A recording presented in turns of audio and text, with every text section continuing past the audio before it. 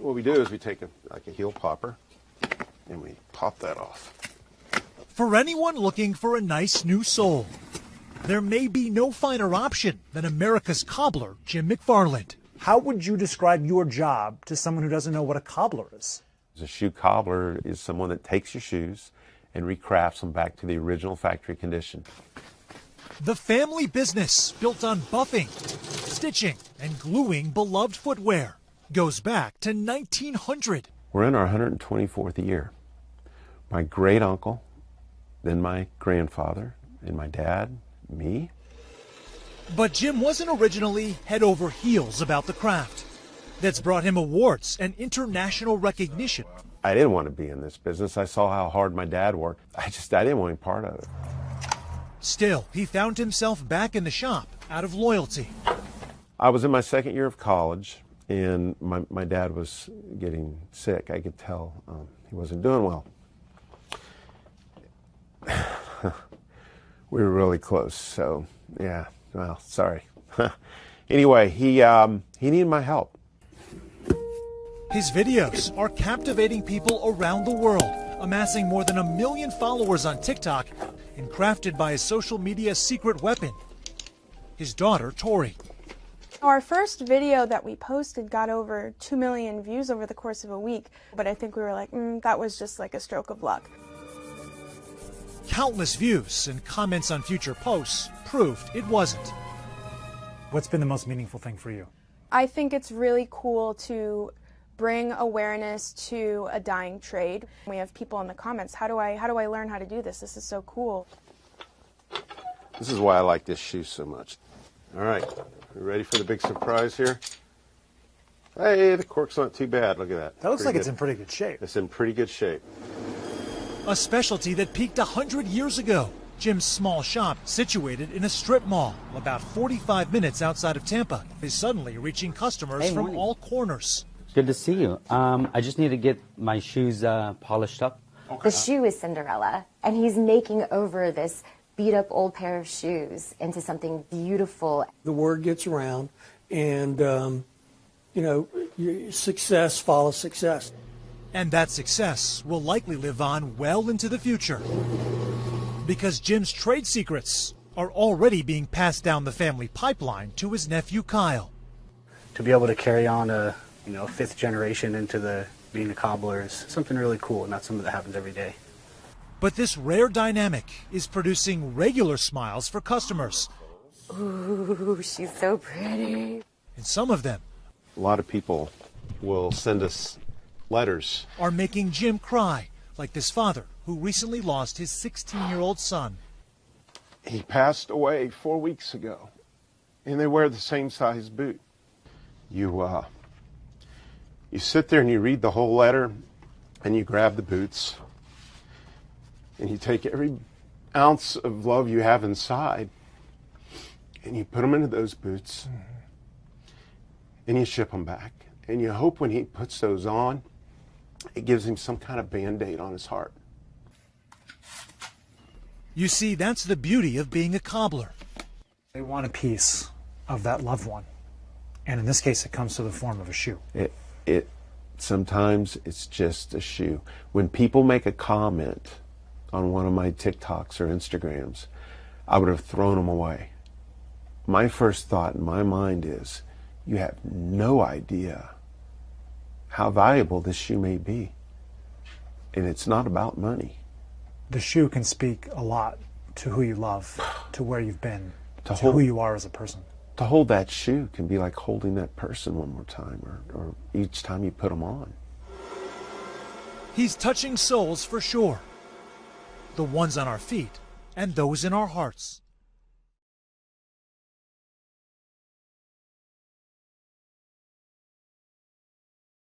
Nightly Films is sponsored by Pfizer.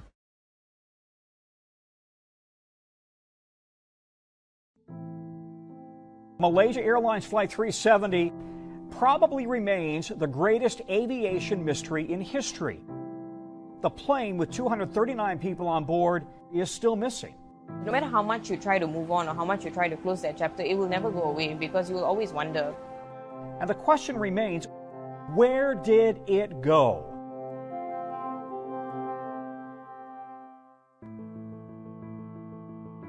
Late at night on March 7th, local time in Washington, D.C., but March 8th in the Pacific, I got a call as I was driving home. And it was from the news desk saying, we've got a missing Boeing 777. We need you back in the studio immediately. Tom Costello covers aviation for us. Tom, what else do we know about all this? The challenge this morning is simply to find this plane. I had covered an awful lot of emergency landings and crashes. This was baffling from the beginning. Experts agree that what we are witnessing is unprecedented in modern aviation history. Malaysia 370 was flying the red-eye from Kuala Lumpur to Beijing. When it simply went out of radio contact, it left Kuala Lumpur after midnight, and it was supposed to fly through Malaysian airspace, up over Vietnamese airspace, on towards China. The last radio conversation was at 1:19 a.m. when the captain, Zahiri Shah, acknowledged that he was supposed to leave the radio contact with Malaysia and then switch over to Vietnamese controllers. Malaysian 370, contact Ho Chi Minh 120.9. Good night. Good night, Malaysian 370. That's all very standard, very normal conversations. We want to bring in Sarah Bajak. Her companion, Philip Wood, was on Flight 370. On the morning of March 8th, we were at the airport to pick him up, and he wasn't there. And the boards went blank. All the communication shut down. The airport wouldn't say anything. As the hours ticked by, it became clear nobody knew where this plane was. It wasn't until sometime early afternoon that I got a call from Malaysian Airlines as the next of kin, telling me that they had lost contact with the airplane and they actually had no idea where it was. A massive multinational search is in full swing for a Malaysian jetliner that vanished not quite 36 hours ago. This initial search started as a hopeful mission. It took a week or more before finally this international effort started focusing on the southern Indian Ocean, and that included the United States, Australia, Malaysia, and many other governments. The initial search zone was massive, hundreds of thousands of square miles of ocean. The southern Indian Ocean is one of the most remote parts of our planet. You start south out of Malaysia, it's nearly Antarctica before you find the next bit of land. In 2015, the first pieces of Malaysia 370 began washing ashore. The first piece was found on Reunion Island. What appears to be a piece of wreckage from Malaysia Airlines Flight 370. It washed ashore on a remote island. When they first started finding the debris, my reaction was, who knows if it's real or not? Like, let's first of all see if it's real. That piece of wing found washed up on a remote island beach, conclusively part of the plane that disappeared without a trace. And then in 2016, an American by the name of Blaine Gibson, who had been consumed by Malaysia Flight 370, wanted to solve the mystery.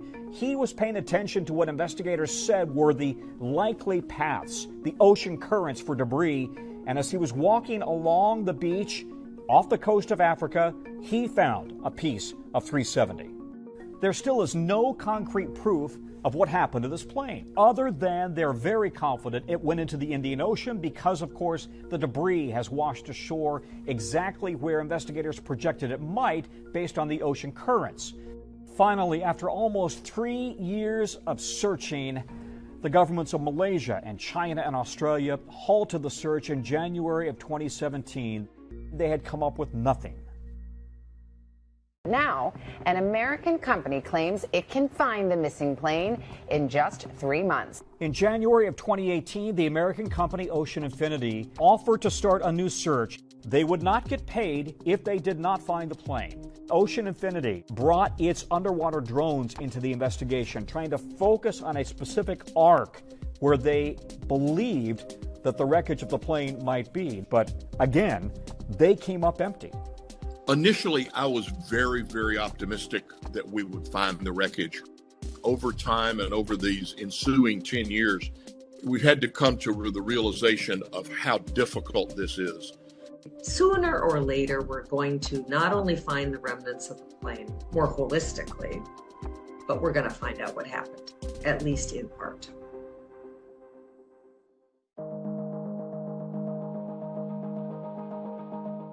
Malaysia 370 was supposed to fly straight to Beijing, but after the radio communication between controllers and the captain suddenly went dead, we now know that the plane over the South China Sea did a mysterious U-turn. It flew back over the Malaysian peninsula. It cut north, and then in a very strange turn, it then headed south, well into the Indian Ocean and eventually into the southern Indian Ocean. A lot of the focus has been on the captain, Zahiri Shah, who is a veteran of Malaysia Airlines. We know the pilot was very experienced, 53 years old with 18,000 hours of flying. The FBI got a hold of his home computers and found that he had practiced on a flight simulator flying into the southern Indian Ocean, pretty close to the same route that we now know Malaysia Flight 370 took. When you look objectively at the evidence, you have to have motive and opportunity and knowledge to get the airplane to fly the path that it did. And there are very, very few people in the world that would have had the opportunity plus the knowledge. It narrows down pretty quickly to the captain. The leading theory continues to be that the captain may have deliberately hijacked this plane, depressurized the plane so that everybody inside the plane fell silent and eventually died, and that he, with a mask on, might have intentionally flown this plane into the South Indian Ocean. Why? We simply don't know. However, that has been a theory that has been pursued by the FBI, by the police in Malaysia, as well as Australian investigators. You can imagine how frustrated the families had been through this entire experience. No sign of their loved ones, no sign of the plane. Well, it feels terrible on a variety of levels because putting closure to the loss of a loved one is hard by itself. But then you have the lack of evidence of what happened. So there really isn't closure. It's been hard for me when I got married. I really missed the presence of my mother. It was hard for me during my pregnancy. I longed for my mother. Part of loss is that you lose everything around that person too. So not only did I lose Philip, the person who I loved, but I lost the life that we shared together. I think that only once we know what happened, only then can like a true form of healing begin. We all have the same vested interest, is that we want to know what happened, and I want to see whoever's responsible for it be held accountable. Aviation does not do well with mysteries. Somewhat like the Amelia Earhart airplane, I suspect that we will continue to look for it. The fact that we couldn't find the wreckage really prompted the International Civil Aviation Organization and others to push for global tracking, where we track the airplanes now, no matter where they are in the world. New aircraft designs have been required to have a means of recovering the flight recorders or the information that they have before they sink into the water. The mental health of pilots and how we assess those things, those have all also been increased because of MH370. Well, now an American tech company could finally give the families of the missing some answers. Ocean Infinity has approached the Malaysian government to search again, refining the search zone using more advanced marine robotic drones. As far as Malaysian government is concerned, we are committed to that search, and the search must go on. We have to realize that this is a very difficult search. The water's very deep. It's not the best mapped part of the world. And as a result, if they have new evidence or if they have a new area that they want to search, I would encourage them to do so. We're certainly not going to find MH370 if we don't look. In a statement, Ocean Infinity said it has been innovating with technology and robotics to further advance its ocean search capabilities and working with outside experts as well to narrow the scope of the search zone. If a new search with these new coordinates that they think they've come up with could find the plane, then the mystery can be solved and we can all put closure to things. The world can understand what happened. The families really want closure to this. To find the wreckage and to give them closure is something that we as a society should do.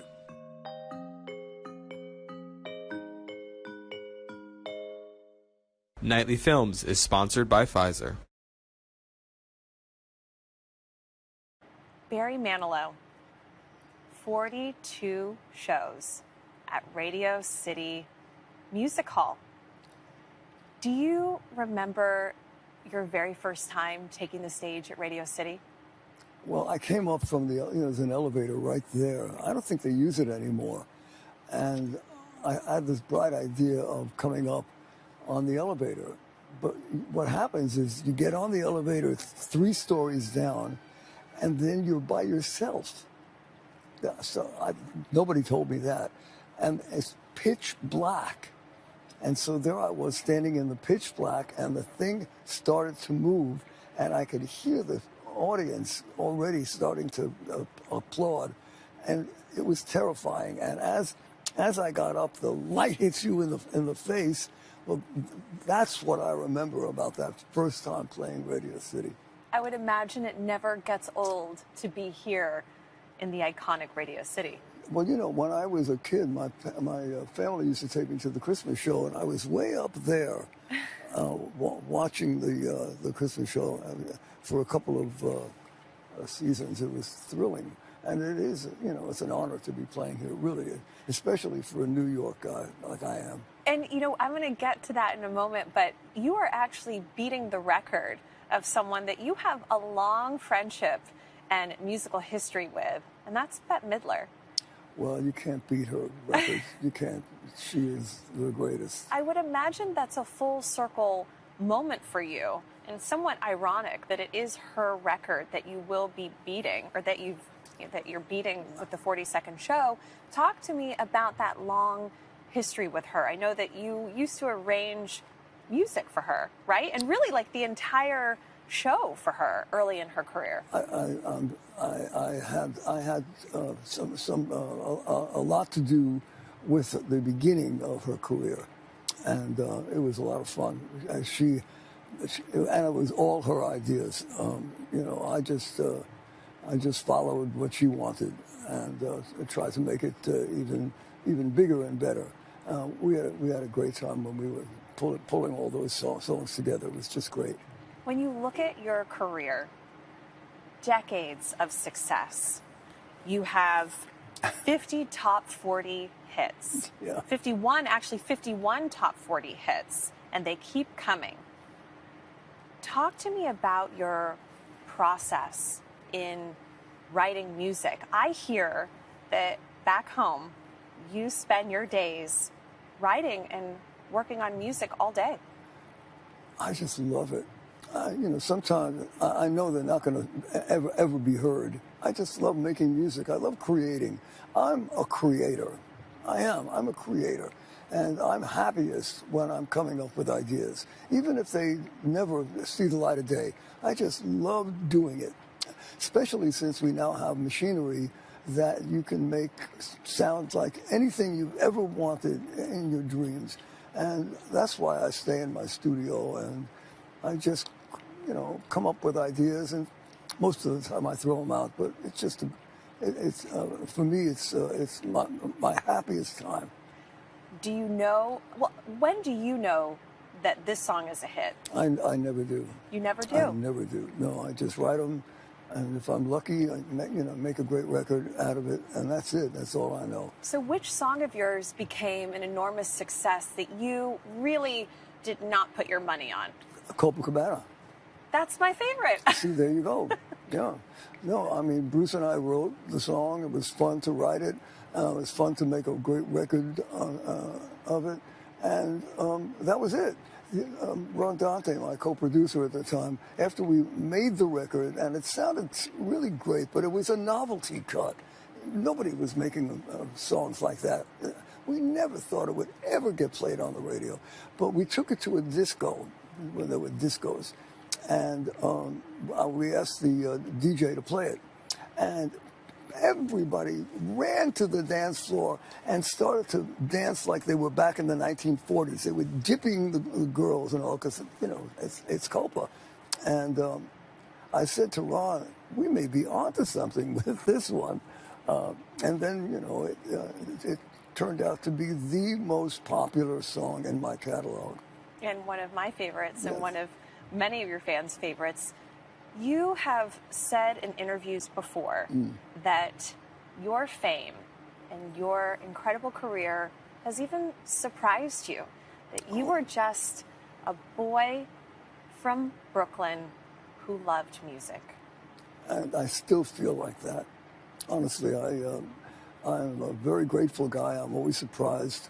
Every night when there's an audience out there, I say to Ken, my stage manager, I say, is there anybody out there? And I mean it, because I wouldn't be surprised after all these years if they stopped coming. I really wouldn't be. They shouldn't be coming after all these years. And I'm so grateful that they still have a good time with me. Do you ever get nervous? Well, I get excited. I don't get nervous anymore, but I get excited. Talk to me about your fans, known as the Manilows. Yeah. They come. I didn't like that. I didn't like that in the beginning, but I don't know. It felt like a put down. But well, your fans, they come, they travel to show after show, and they are so dedicated and so loyal. They love you. Yeah, but over the years, when people come over to me and they say, I'm a Manilow, and they're so proud of it that I began to love it. You have the arena tour, you have the residency at the Palladium in London. You just had a very successful Broadway debut with Harmony, a potential Tony nomination. At 80 years old, what is it that brings you the stamina to keep going? Because it almost seems like you are having the best year of your career right now. Yeah, isn't that something? Yeah, it just keeps on going. We took off a couple of weeks these last couple of months, and I hated it. I'm not one of those guys who could just sit around and watch television. I couldn't wait to get back and do this, whether it's making a record or doing a concert. I just like creating, and I like being with everybody. I really hated just sitting around watching TV. Do you think that writing music or arranging music and creating music, do you think that that is what keeps your mind so sharp? All of that. I would say all of that. I'm always changing things. The band doesn't know what to make of me. I change things 5 minutes before the show because I come up with something that's a little better than what we rehearsed. But, that's great. Isn't it great that, we can all be so sharp and energetic before the curtain goes up? And to be doing something that you love, your true calling in life. I mean, you appear to embody living your life's purpose. Isn't that great? I found it when I was very young.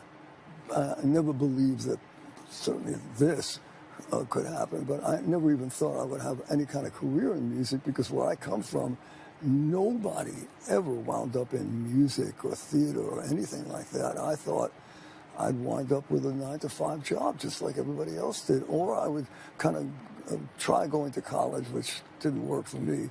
And I thought that was going to be my life because that's what everybody else did. But the music was coming out of my ears, and I just had to try it.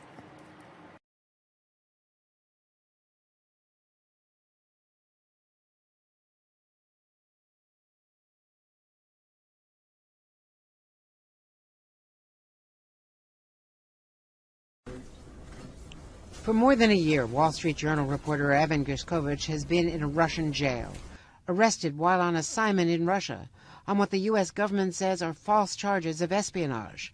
The first American journalist arrested and accused of spying in Russia since the Cold War. A shock to his parents, who immigrated to America from Russia in the mid-1970s. Tell me about Evan. What motivated him to be a journalist? Well, Evan was a very curious child. He wanted to know the story, why we came to the United States, the stories of my parents, grandparents. Always interested and always had lots of questions. No matter what I told him, more.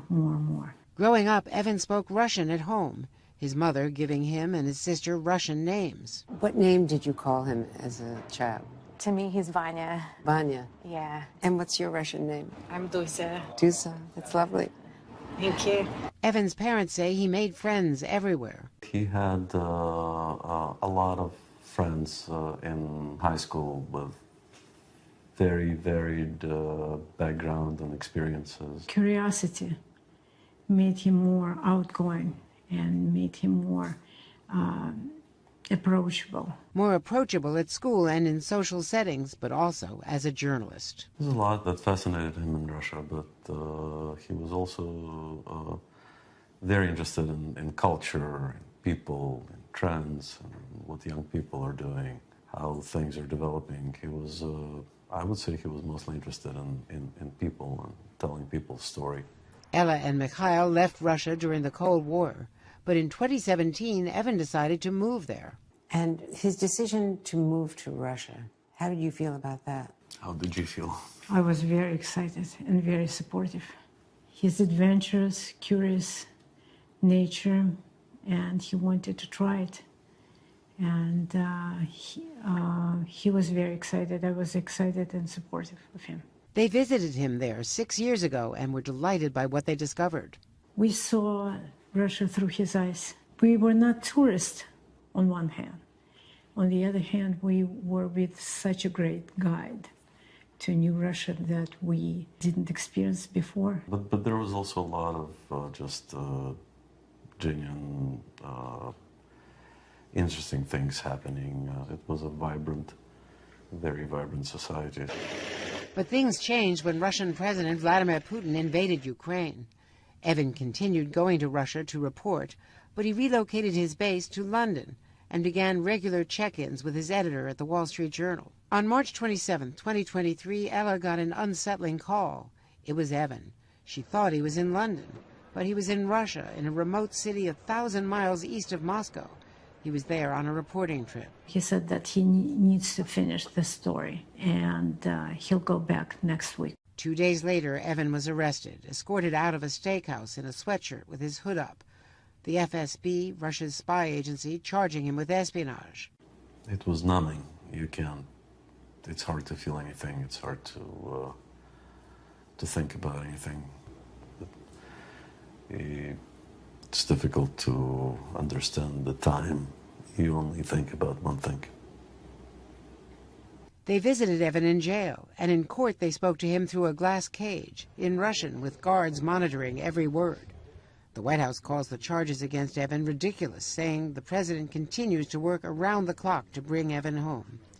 His parents are grateful for the support and commitment they've gotten from the Biden administration to do everything they can to get Evan out. But as parents, it's not enough. Evan is not here. It's been a year. Evan is not here. He spent all 4 seasons there. He spent his birthday and all the holidays, and we want him home as soon as possible. To keep a spotlight on Evan's plight and mark his first year in Russian custody, journalism is not a crime. The Wall Street Journal gathered journalists for a 24-hour readathon from his stories. Beautifully detailed accounts from the battlefields of Ukraine to the families on the home front, in both Ukraine and Russia. And the Journal published a front page with blank columns where Evan's stories should have run. A year is a long time for his parents. Do you think they're doing enough? We have a commitment from the U.S. government. We know they're doing a lot. We know they're working hard, and we just want them to continue working as hard and keeping Evan as a top priority. There have been months of negotiations, false starts, and disappointments. Then what looked like an opening in February. The possibility of a trade was raised during an Oval Office meeting between President Biden and Germany's Chancellor Olaf Scholz. 2 sources tell NBC News the German leader for the first time considered releasing a top Russian assassin convicted of murder in Berlin from a German prison in exchange for Alexei Navalny. The U.S. proposed that the deal also include releasing Evan and Paul Whelan, an American businessman imprisoned in Russia for years on what the U.S. says are false espionage charges.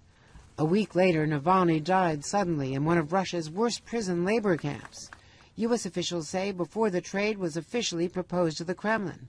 When Navalny died, so did the potential deal. The Wall Street Journal has now reported that the U.S. is preparing a new proposal to Moscow for a swap to get Evan and Paul Whelan home. Despite so many disappointments, his family remains hopeful. We are keeping ourselves optimistic. That's the best way we can cope with it. No pessimism. Pessimism will kill all the hope. For now, Evan's family, his Wall Street Journal colleagues, and fellow reporters around the world are making sure his story is not forgotten. Andrea Mitchell, NBC News, Philadelphia.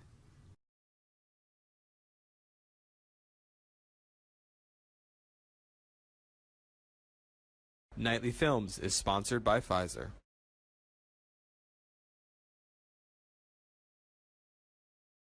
Cammie Vaughn was 16 when she learned she'd have to fight. It was May 2021 in rural Quincy, Illinois. Cammie says she drank at a party, fell asleep on a couch, and woke up to someone she didn't know holding a pillow over her face. I couldn't really see anything and I couldn't breathe good because once I understood this man is raping me, I kind of pushed him off me, rolled off the couch, and I leave the room and went immediately crying and telling my friends what had just happened. The investigation and 3-day bench trial were swift, with 8th Judicial Circuit Court Judge Robert Adrian convicting then 18-year-old Drew Clinton of criminal sexual assault. The charge carried a minimum sentence, 4 years in prison.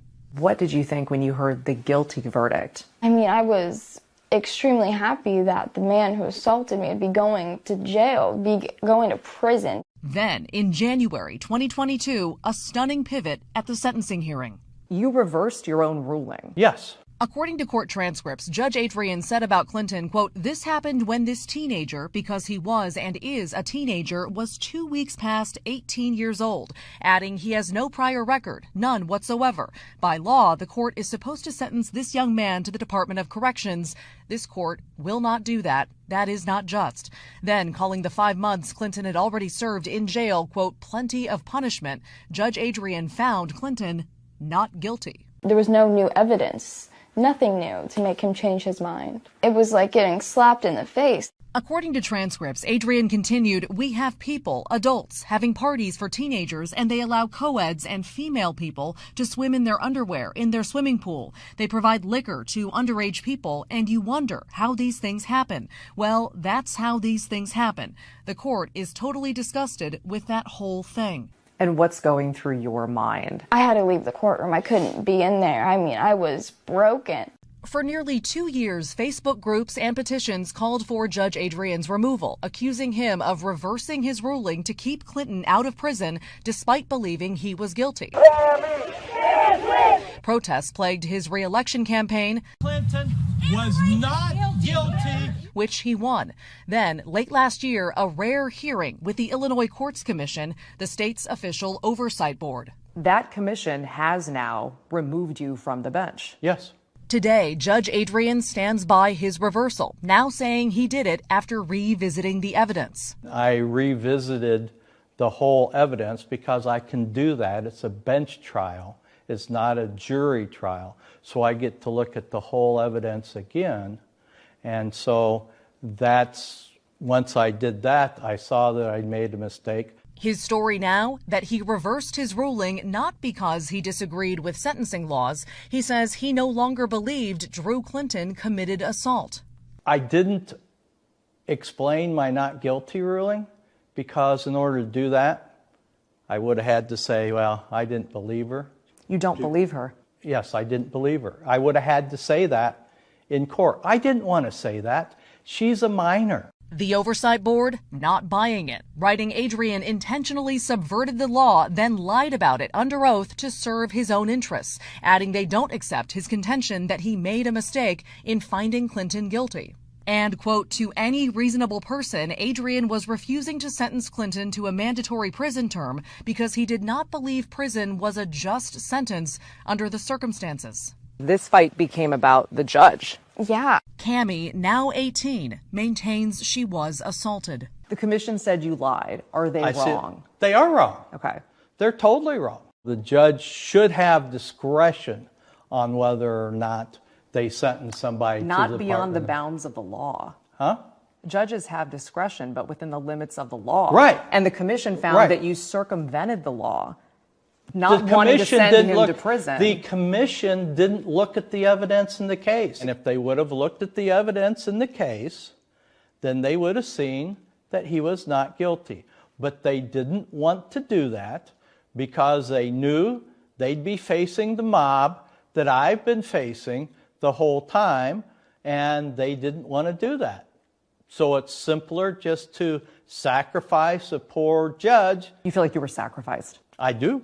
Clinton declined comment for this story, but through his attorney still maintains his innocence. For Cammie, now a high school graduate and still grappling with nightmares, winning one fight helps. Is this a form of justice? Yes, to me it is. He does not deserve that power over people. Maggie Vespa, NBC News, Quincy, Illinois.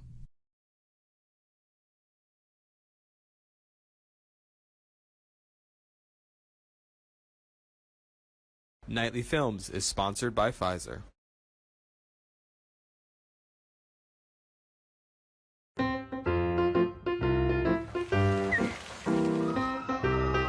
Oh yeah, I'm really happy. All in all, I am really very, very happy. I would say I'm content.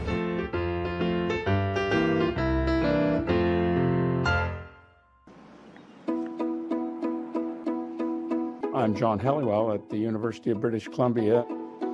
For a dozen years, I've been an editor of the World Happiness Report. As soon as people focus on it, it makes them think themselves, what is it that makes for a better life?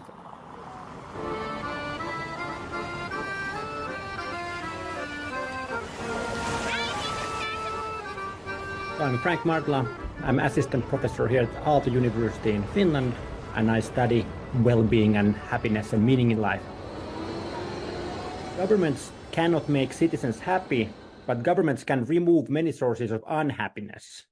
Our valuation that we use is simply the average answer to a question that asks people to think about their life as a whole, with the best possible life as a 10 and the worst as a 0.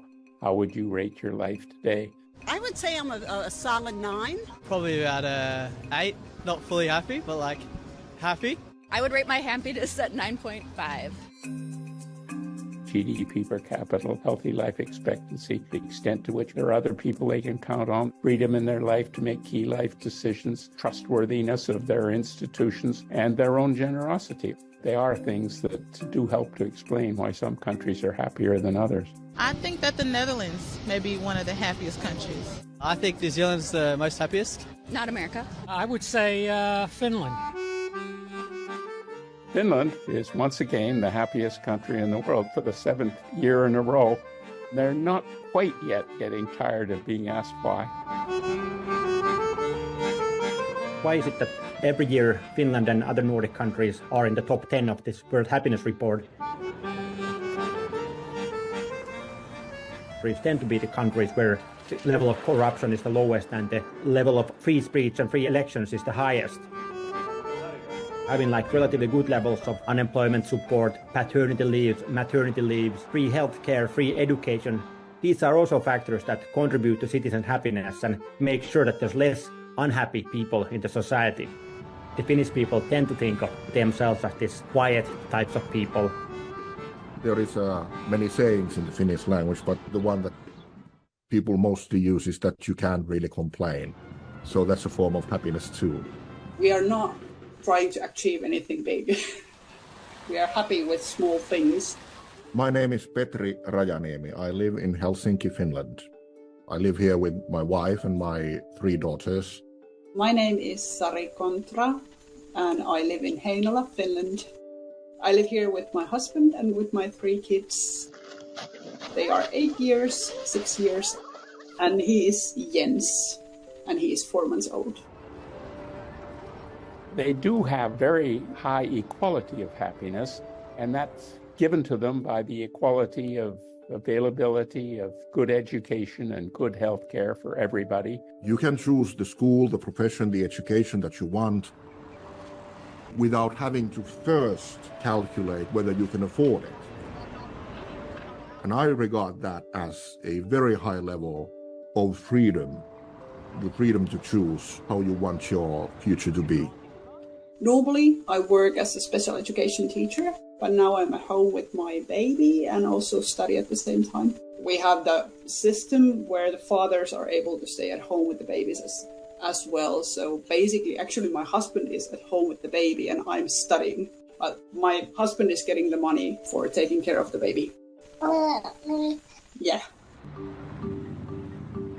It's people caring about each other, and so naturally their governments themselves deliver a lot of the services that put that into action. We know that the system that we uphold, they will take care of less fortunate people. I think the happiness overall in the United States has gone down through the years. I don't think we should be ranked very high. The U.S. was 15th last year and 23rd this year. That's the lowest ranking it's ever had. There's like less trust in government in the United States compared to Nordic countries. This polarization and low trust in the governmental institution is something that is driving down the happiness. I think we have a lot of conflict in our country right now, a lot of people who are not respecting each other's opinions and beliefs. Just like seeing how divisive everything is, it's just amplified by the day. Polarization of happiness makes people unhappy. Polarization of political views probably makes them unhappy. Everyone here in Finland, we share the same background, same history. We have the same generational experiences. Most of us are middle class. Our poor are less poor than in many other countries. But also our rich are really less rich. No doubt, the more fractious the society, the harder it is to keep up happiness. If Finland has one superpower in the world, it's the ability to trust each other. It's about your attitude towards other people. I think that when you concentrate on the small things, you're able to enjoy your daily life. There's no such thing as the pursuit of happiness. It's an oxymoron. Basically, if your life is about pursuing something, I'd say you're quite far from the content happiness that people often associate with Finland.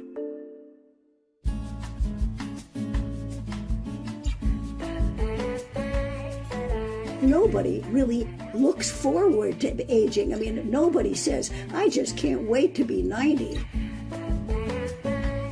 When I tell people, say you're 70 now, you're going to be happier in 10 years. They kind of can't quite believe it.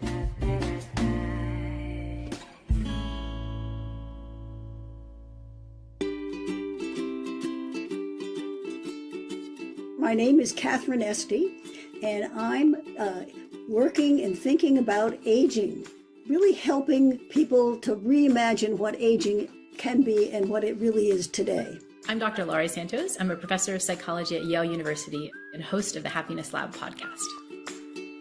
So the historic pattern for happiness has been what researchers call a U-shaped curve. Basically, we're happier, younger in life, and then we kind of hit middle age, kind of late 40s, and that's the sort of nadir. Everyone's not feeling so good. But then the good news is that happiness seems to improve as we get older. And in fact, the slope seems to continue into older age. If we look at the generational groups as the boomers and their predecessors, as they pass through their lives, they're getting happier each year. If they're happier with their social interactions, they're less lonely, and they're happier with their lives as a whole. Most people, even though they might have read that somewhere, they don't actually believe it. Most of us still, in our bones, dread aging. We're going to go over on the chair like we always do. I think we have this misconception when we look at older individuals that, they're less healthy, maybe they're getting frail, they're not able to do the things they were able to do before. And we look at that and we think, oh my gosh, when I imagine my life like that, I'd be so unhappy. And what we forget is that the science shows that our circumstances don't matter as much as we think for happiness. The modern medicine has revolutionized what it actually feels like day to day to be aging. People can have chronic conditions like diabetes and heart disease and still have very full and active lives. And we don't project as all the things that older individuals have in their lives. More social connection, more time. We forget the power of those things. 5, 6, 7, 8. Mental health of older people is better than younger people. I mean, we are less stressed, less angry, less anxious. By the time you're 70, most people have let go of ambitious strivings and they're kind of relaxed. enjoying their freedom. They're living more in the present. Very few people in their 80s had lots of regret. On the whole, people had worked through kind of the things that they might have had grudges about and to be really present where they are. I think we also forget the kind of wisdom that comes with age.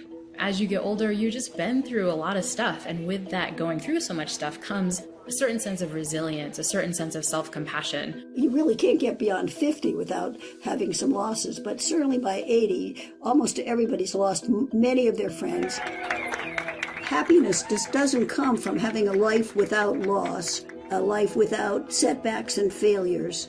But it's really all about one's attitude and ability to manage the loss and also to regain after the losses a sense of equilibrium and to be ready to move on. So there's evidence that our negativity bias literally goes down over time, that older individuals, especially as you get towards the end of life, those individuals wind up focusing more on the positive. There's something that researchers are calling a positivity effect that appears to be learned from about midlife on.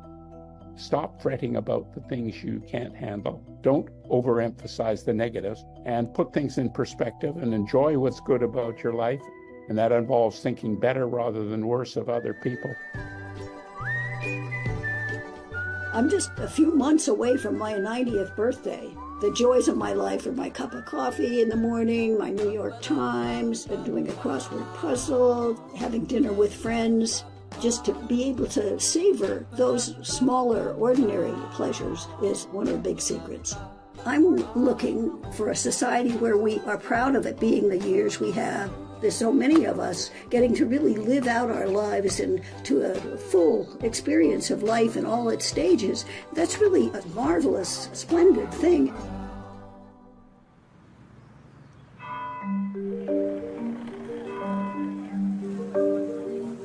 There's definitely times that I feel anxiety. I think just being a college student comes with a lot of anxiety.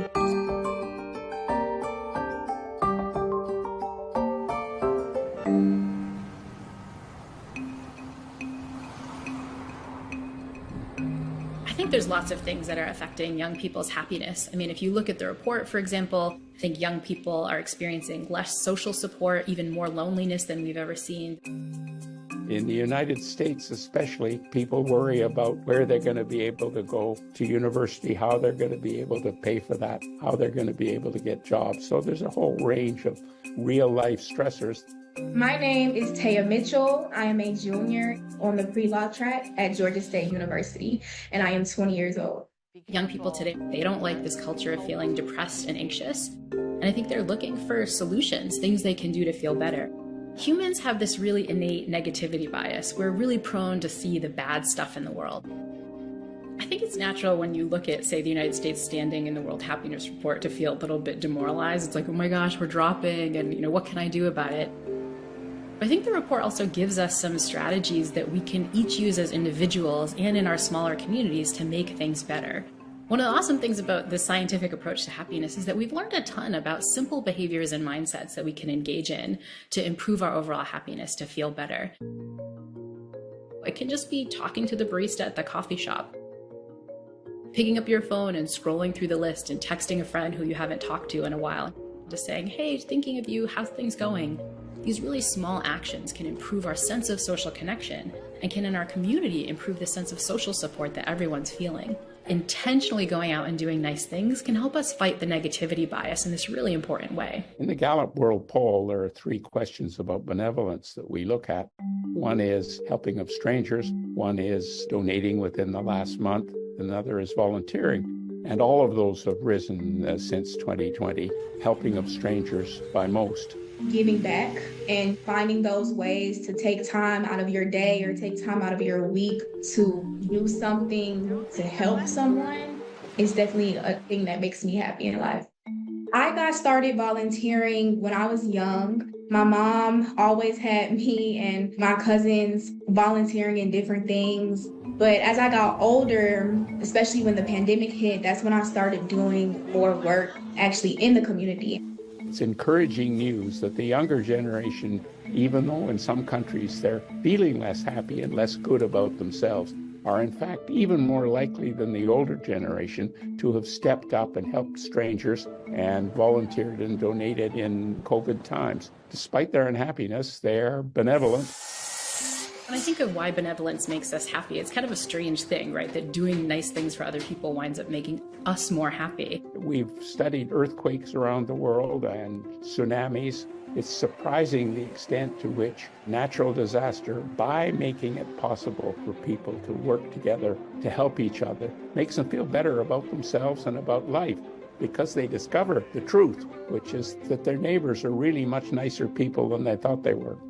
One of the recent service projects that I participated in was where we made sandwiches and handed out packages of food and period products to the people of the Atlanta area experiencing homelessness. When you get to have that firsthand experience, it can just break down all of those barriers that you put up and all of the stereotypes that you built around it.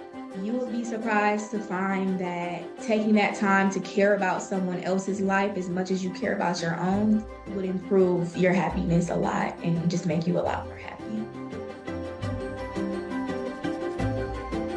Nightly Films is sponsored by Pfizer. Are you in a relationship right now? I am, very happily. I mean, it is hard to ignore the thing on my fingers. So you're engaged?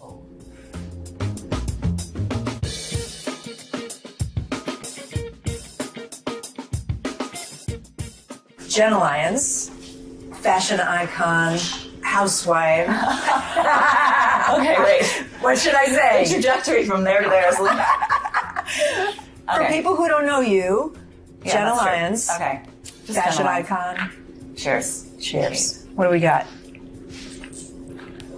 I know you're not supposed to drink out. Oh, wow. Oh, out of the straws? I do that all the time. I do, but I don't think you're really supposed to. I think you're not supposed to. It's for stirring, right? But I do it too. I do it all the time, but I know it's not like. This is a mock margie. Yes, for anyone who thinks that we're day drinking. This is good. This is tasty. We're at the Elgin in Manhattan. Is there a short version of how you end up where you are now?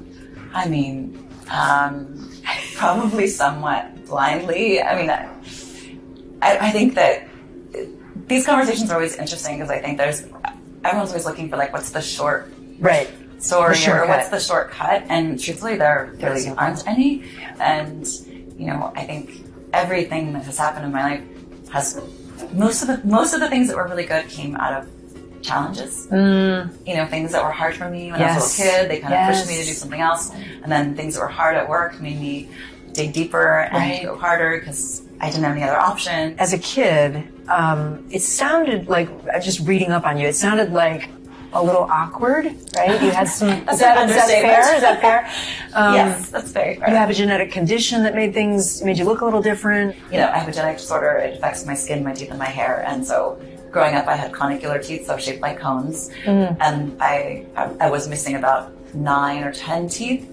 And so they were very spaced apart. And kids are brutal about things like that. Nice. I had huge bald spots in the back of my head, and I have scars all over. And so, you know, I can remember sitting in like assemblies at school and the kids behind me going, oh my God, look at her skin. I didn't feel accepted or welcomed, and I didn't really have any friends. And until I took a home economics class in 7th grade and I started making clothes for myself because I was super tall, really skinny as well. So nothing fit. Nothing fit. And all of a sudden I made this skirt for myself, and the most popular girl in school asked me where I got it. And I told her I made it, and then she said, will you make me one? And I was like, oh, I'm actually getting positive feedback for the way I look. And I made it myself. And it was there's a pride. It was like in that. a cloud, like the clouds parted, and I was like, oh, maybe I can do this. And is that where the confidence is born? No, I wish it was. I mean, the confidence didn't come, honestly, until I was probably 35. Really? Yeah. I mean, it wasn't until somebody actually said, I'm going to promote you and give you this big job, and you are going to be it's such an inside job, and I just did not have it. I wish I'd had it when I was younger, and I wish that I'd understood how important it is. What is it about clothes? What is it about designing clothing that makes you happy? I don't know. I think there's this, that to make something with your hands and that's transformative and that touches people, there's something physical about the clothing that I can share and Mhm. say, hey, It's I tangible. did this. I also think like I'm desperate for positive reinforcement, like desperate. And there's something really nice when someone buys your clothes.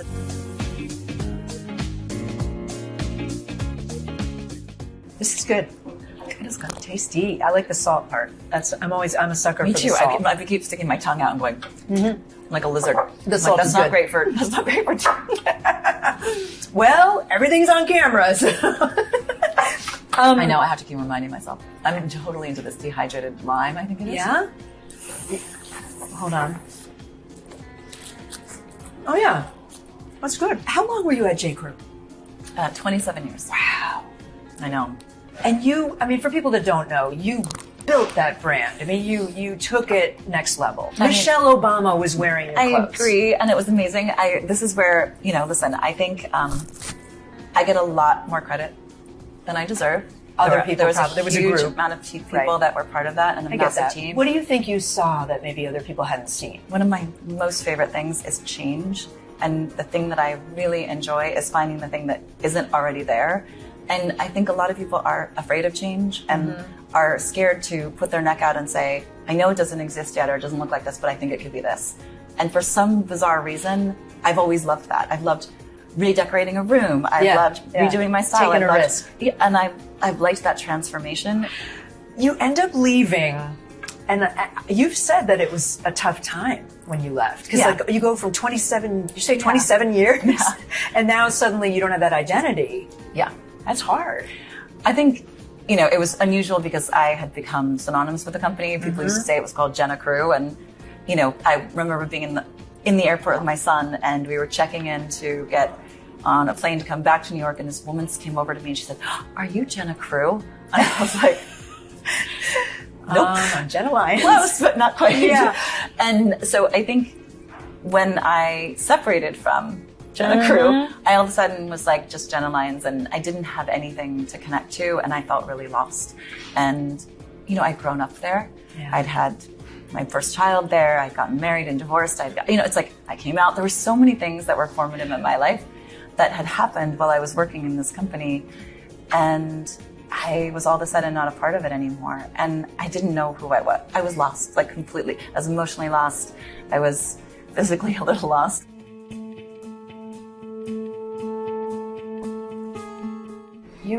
You just referenced coming out. You were outed, right? Well, fair, yes, I was. Which in hindsight, it just sounds awful. Like it was awful. Was it the New York Post? The New York Post, yeah, it was awful. They published a story without asking you that you're dating a woman. What was really hard about it was that someone had called to report that they'd seen me in a restaurant and that I looked like I was googly-eyed with this person. And I remember getting a phone call from the head of the HR and PR and my then CEO and just saying, the New York Post is on the line. They say that you are dating a woman. Would you like to confirm or deny? And I don't know why. I now, in hindsight, realize I could have just said no comment. Yeah. But I confirmed. I just said the word confirm. And I don't know why. I don't know what was happening. Were you maybe kind of proud of? No, I was terrified. No. I hadn't terrified. I hadn't told my mother, my father. I hadn't told my ex-husband. I was in the middle of a divorce. It was very early. I think in a way, it ripped the Band-Aid off. I didn't have to explain myself. I didn't have to hide. It was just kind of like, all right. And I got done for you. And, my mom was not so thrilled. My father was fine. My brother, my ex-husband. It was intense. My son was so young. He was only 4.5, so I didn't need to explain anything to him at the time. But yeah, thanks, New York Post. Yeah. You seem like a pretty private person. And then you joined Real Housewives of New York. I know. That makes no sense. Fair. Like totally fair. And you and my therapist can have a long conversation about that. Well, there was a method to the madness, and I have a business called Love Scene, and I am interested in supporting it. Right. We were in eyelashes, right? Eyelashes, yes. And we were in 1,000 doors across the country, and we were finding that our product was doing really well in the places where I was known. And in the places where people didn't know who I was, they weren't doing as well. And so you see Housewives. Yeah, at first I thought it was just a joke. I was like, oh God, no way. And then as I was thinking about it, I'm like, well, I can't afford a marketing campaign that's national, that's going to actually touch that many people, except for this. And so I was like, and it's been great. And it really did help. And it's been it was hard. The first season was hard. This season we are in filming and it is much easier. You're in filming right now. Yes. And I noticed that in season 1, you were sometimes sandwiched between people having these intense conversations and you're sort of like, looked uncomfortable. I mean, I was uncomfortable. It took a lot of getting used to. I'm not so great in groups. I don't feel that comfortable in groups, and I'm also not one of those people who will talk louder to be heard. So if there's something You're not going a showy on, person. I'm like, okay, I'll just like wait.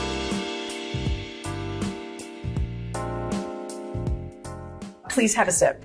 I'm just interested in this. I'm like very attracted to this. Have a little suck on your lime there. Why did you decide to come back for season 2?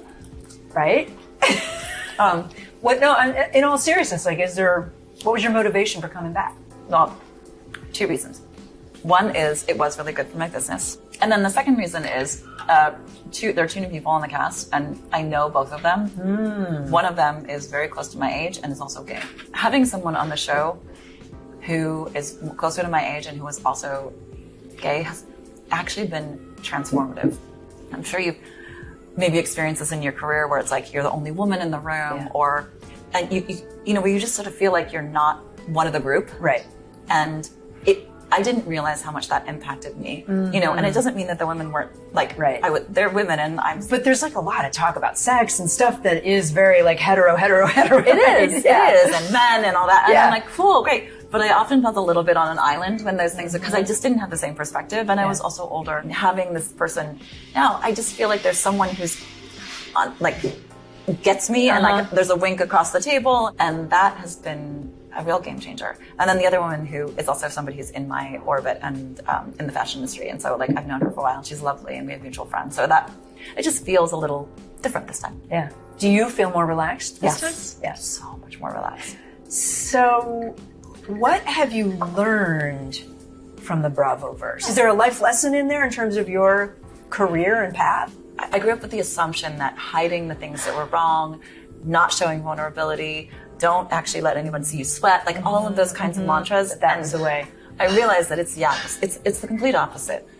People are nicer and relate to you when you actually share all the that's going wrong, and the parts of you that don't feel like good or that don't feel like you've got it together. And because everyone's feeling that, and this sort of plastic, I've got it, I've had it all under control, can feel alienating for a lot of people. And it's why people are like, we want you to share. It's like they want to know that you're like them. It's also like, you know what, I mean, listen, misery loves company too, and I don't mean it like people want you to be miserable, but there's this thing where you feel like, God, I had a bad day too, or it's nice to know that you're not perfect. To not being perfect. Oh, we need a bigger drink for that. Oh my God, the infamous shoe closet. I know. Oh my God, it looks so good. It's gorgeous. Thanks, babe. It's insane.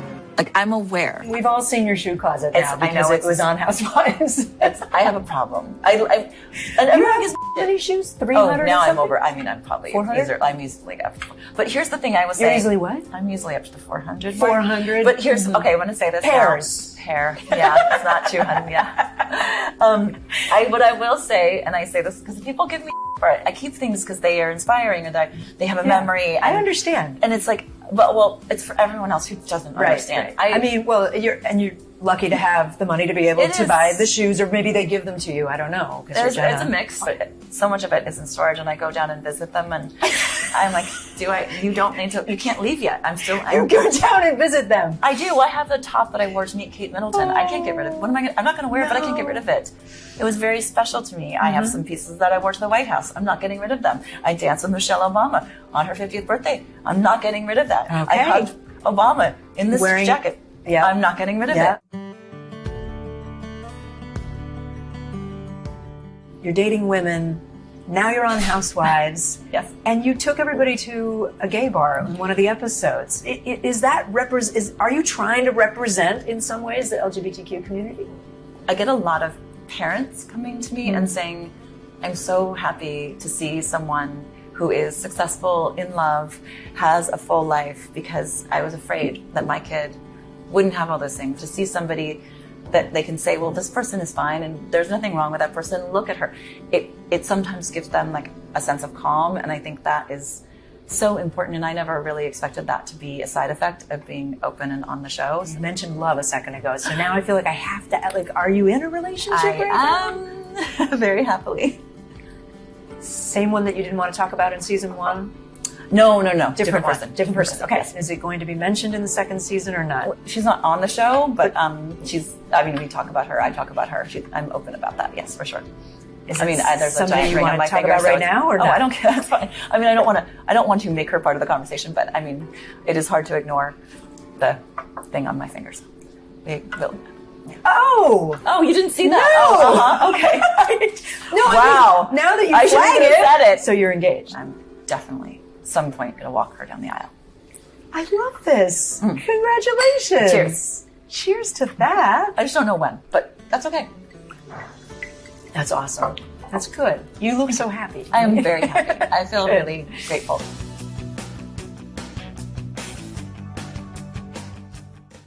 Can we do rapid fire now? Yeah. Weirdest thing about you? I really love synchronized swimming. Favorite fashion trend right now? Oh, God, high waist. Keeps you all in. I know, everyone looks good. I mean, it really even works, even on a smaller frame. High waist is so flattering. Favorite pair of shoes in your infamous shoe closet? Oh, I would have to say a pair of Prada white little, like, low-heel kitten heels that have like a flower garden coming off the top of them. They're my all-time favorite. This has been so fun. Thank you so much. Thank you. This is great. Asian American athletes are dominating in women's golf. Megan King is among those leading the pack. It's pretty cool to kind of be the first Hmong American player out on the LPGA Tour. Her journey started at just 5 years old, thanks to her dad, a self-taught golfer and coach. Just kind of learned everything from magazines and YouTube, and just literally ran on the most minimum amount of hours of sleep. As soon as the sun kind of cracked open, he was like, I'm ready to go out there. King's mom, a school teacher, became the primary breadwinner after the family decided to go all in to develop their young athlete. Being immigrants from Laos during the Vietnam War, they kind of sacrificed everything to give us the best life we could possibly have. But they were very honest with me at a young age, and we weren't super fortunate to have quite the financial backing as some of my friends. But I think it definitely helped put things in perspective, like, hey, if we're going to do it, we're going to do it 100% in, because we don't have the money to necessarily go to and from golf tournaments. We were driving to tournaments where some friends were flying easily. We were stuck in the car for 12, 13 hours. If it was a bad round, it wasn't the most fun car ride. Allison Lee, also atop the leaderboard, is a daughter of Korean immigrants who quickly moved up the ranks with the steady support of her parents.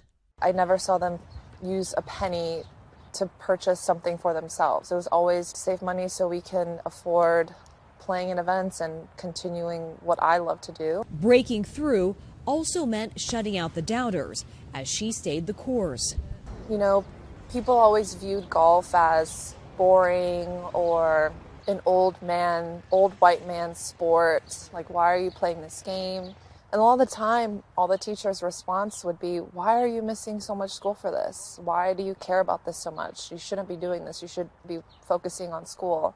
But a lifetime of mastering the game has now given these two women, who are also friends in real life, a shot at earning a spot on Team USA for the Paris Olympics. When I was a little girl, my 친할머니 on my dad's side, my grandma on my dad's side, she's passed now. She would always say, 너 금메달 뛴다고, which means like you're going to win the gold medal. To be able to even make the Olympics and to give it a shot, I think it would mean so much. And I definitely, think about my grandma when it comes to that. What would it mean for you to represent Team USA? It'd be pretty cool to just kind of be, like I said, first Hmong American, playing for your country. America truly is a melting pot. For a game built on tradition, historically male-dominated with little diversity, the landscape has changed. 6 of the top 25 female players in the world are Asian American. It's a global game. It's a global tour. We touch people all over the world. And so we have this opportunity to show women from all backgrounds that they can do hard things and they can do big things. What would you say is behind this trend? Yeah, we have some phenomenal Asian American players. I think a lot of it is 1998, Sayri Pak sort of took the world by storm, winning the U.S. Open in dramatic fashion. And there it is! We had women like Michelle Wie, who was a superstar from the time that she was 13. When I ask my young daughters, you know, sort of, who do you think of when you think of the LPGA? They think of Michelle Wie. She's a dynamic athlete, and she was one of the first really athletic LPGA players, and I think she was super inspiring to a lot of young girls.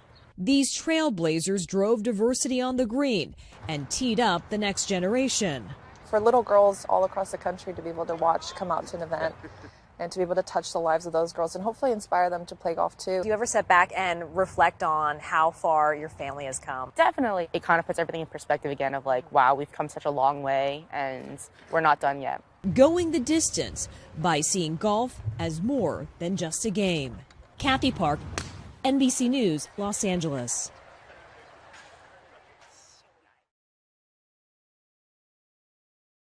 Nightly Films is sponsored by Pfizer.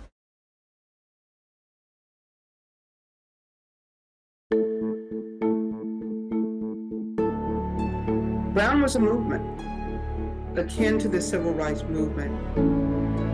It was a collective action brought about by more than 200 people who stood with the NAACP as plaintiffs in the 5 cases that comprised Brown v. Board of Education. The majority of Americans do not know about the other cases. They are limited to thinking about Brown and Brown only. This story is part of history.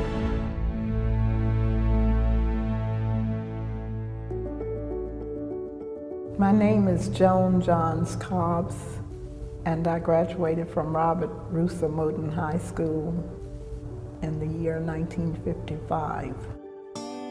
My name is Nathaniel Briggs, born in Clarendon County, South Carolina. I grew up in South Carolina with 2 older brothers and my sister. It was a one-horse town, 1 traffic light, 1 movie theater, 1 everything, except church. There was plenty of them. Plessy versus Ferguson, decided in the late 19th century, was a case in which the Supreme Court of the United States legally sanctioned the fiction that separate was equal. It wasn't equal. When you go down to the City Hall, not only do you see segregation signs on the restrooms, but you see the signs of segregation in other places. We couldn't go into certain stores, and you couldn't sit in a restaurant. You had to sit in the balcony of the theater. I can see the other side of town. They had sidewalks. The black side had ditches. They had street lights. The other side did not have street lights. So that you can see the difference in how people live. My name is Cheryl Brown Henderson. I grew up in Topeka, Kansas. Topeka was one of those places that was a typical Midwestern sort of city.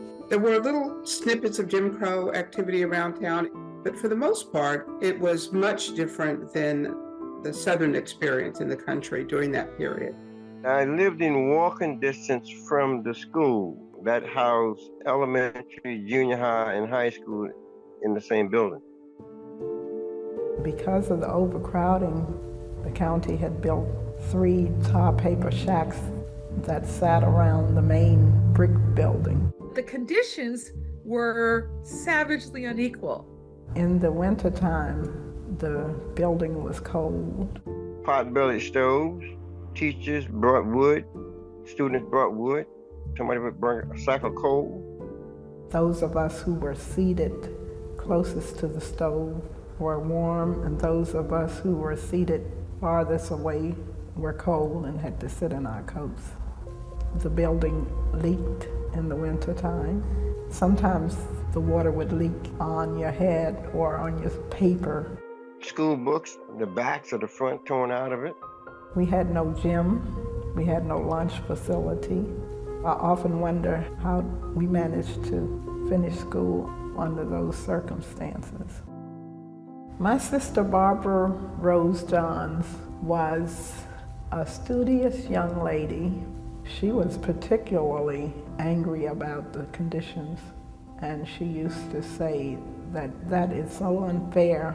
We know that the white students have a better school. The NAACP was a civil rights law firm. By the 40s, late 50s, Thurgood Marshall had already become an iconic, famous figure in the Black world.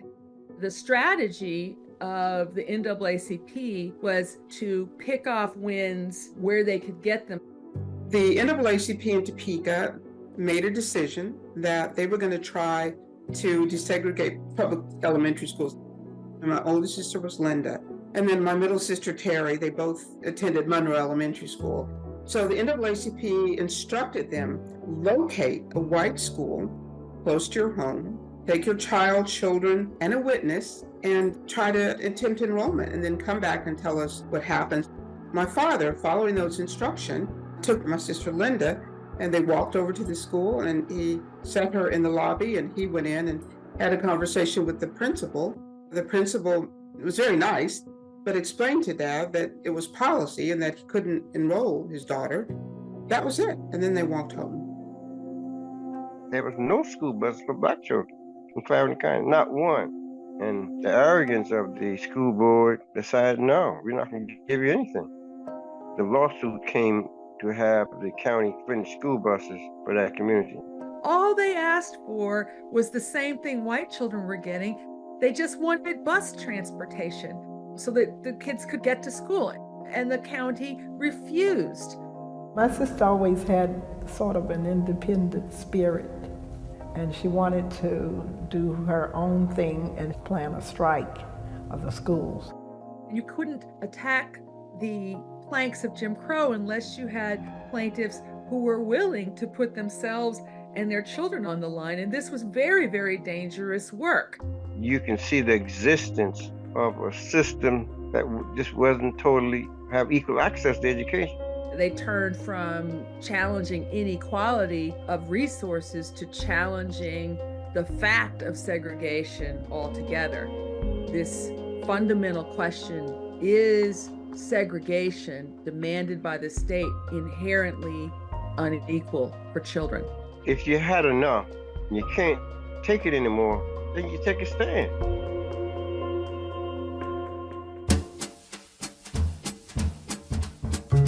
NAACP was winning here and there equality suits.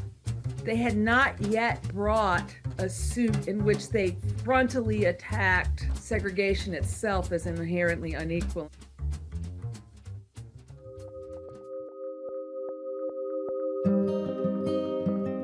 Davis versus Prince Edward County School Board of Virginia is the only one of the 5 cases culminating in Brown, which began with student protests. My sister Barbara Rose Johns was a very courageous young lady who had a dream. She was 16 at the time of the strike. I was 13. There were about 450 students, and we all crammed into this auditorium. When the curtain opened, my sister was standing at the lectern.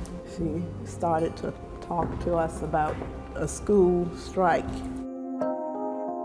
They walked out, boycotted the schools for 2 weeks, demanding that the insulting conditions that they endured be rectified. And that was the groundswell that led to Davis versus Prince Edward County School Board in Virginia. The initial goal was to get a new high school. We had never thought about being a part of a case for integration.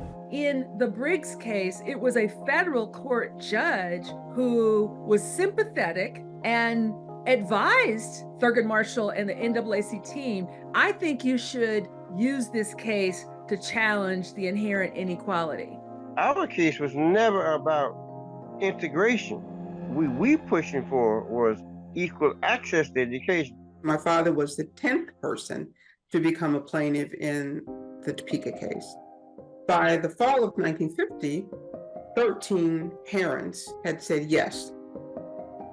Prince Edward County was a part of the case of the Brown versus Board of Education decision that came out in May 1954. That, to me, was really the end result, and consequence of the school strike in 1951. The 5 cases that culminated in the Brown v. Board decision were Briggs versus Elliott, coming from South Carolina, Bowling versus Sharp, arising from the District of Columbia, Brown versus Board of Education, involving parents in Topeka, Kansas, Davis versus County School Board out of Virginia, and Belton versus Gebhardt from Delaware. May 17, 1954, the Supreme Court of the United States ruled that segregation in the public schools is unconstitutional. They ended up winning on this signature idea that the state could no longer have caste segregation. It was unanimous.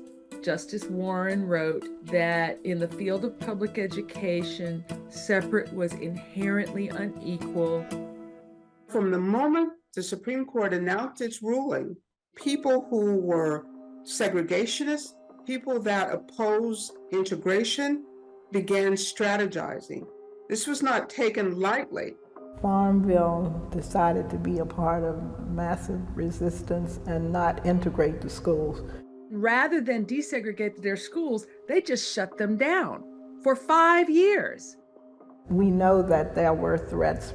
But there was just massive violence-backed resistance. My parents feared for Barbara Rose's safety after the school strike, so they sent her to live with my Uncle Vernon Johns in Montgomery, Alabama. Virtually every plaintiff family in Briggs v. Elliott suffered tremendous loss as a result of their bravery. Losing jobs, being run out of the state, several of them just left. They fired my father on Christmas Eve, gave him a pack of cigarettes for service pay. Dad moved to Florida in 1957 when he couldn't get work. So it was a tremendous sacrifice on their part to even bring the case. Supreme Court decisions are just the beginning of a conversation. When you think about 70 years since Brown v. Board and how Brown was genuinely a reckoning for this country, it was a catalyst for the civil rights movement. We do believe that this decision in itself will encourage the people to take further steps without litigation in many areas. Brown was not a failure. Brown actually sparked a tremendous revolution. Every historic course correction in this country has been brought about by collective action. Brown was a movement akin to the civil rights movement. It was a collective action brought about by more than 200 people who stood with the NAACP as plaintiffs in the 5 cases that comprised Brown v. Board of Education. I want them to think of that first and foremost. When they hear Brown et al. Versus Board of Education, Topeka, Kansas et al., I want them to know who the et al. Are. It accomplished something that was extraordinary.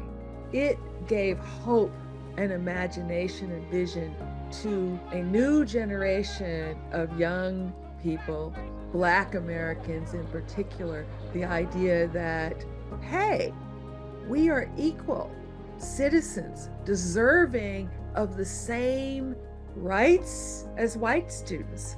And that imagination, young people took that to the streets a decade later and helped perfect the dismantling of official caste with the civil rights movement.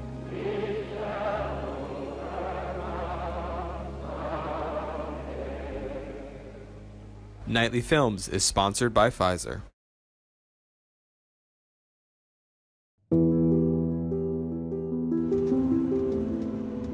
This is pretty high brush. For the first time, Hideko Hamamoto is returning to her birthplace, Ammache, a Japanese incarceration camp, one of 10 during World War II. 120,000 Japanese and Japanese Americans within 4 months were put into barracks. I mean, how does that happen? Innocent families like Hideko's were ripped from their homes and forced onto buses and trains with only what they could carry. The majority, U.S. citizens, seen as a security threat for merely looking like the enemy after the bombing of Pearl Harbor. December 7, 1941, a date which will live in infamy. Being on the ground here for your first time in 80 years, what is it like? I was a little shocked at how desolate it was driving here and imagining my parents on the train with the windows shuttered and that long drive. Where are they going? They didn't know where they would end up. And I think that's what bothered me most, because the train tracks were parallel to the road. And I could see, but they couldn't see where they were going. So, you know, it's kind of sobering to witness that, yeah. Today, the foundations of the barracks, with rooms for entire families as small as 16 by 20 feet, remain in Grenada, Colorado. And you're right where your family's barrack was. That's crazy. Along with signs of community Japanese Americans thoughtfully cultivated within the barbed wire. So when we walk through the landscape, we see these little pieces of people's lives. So this is just a tin can, probably from the mess hall right ahead of us, that's been modified. So they've punched holes in the bottom, maybe to make some sort of like a sprinkler, or maybe like a flower pot, right, where you have drainage.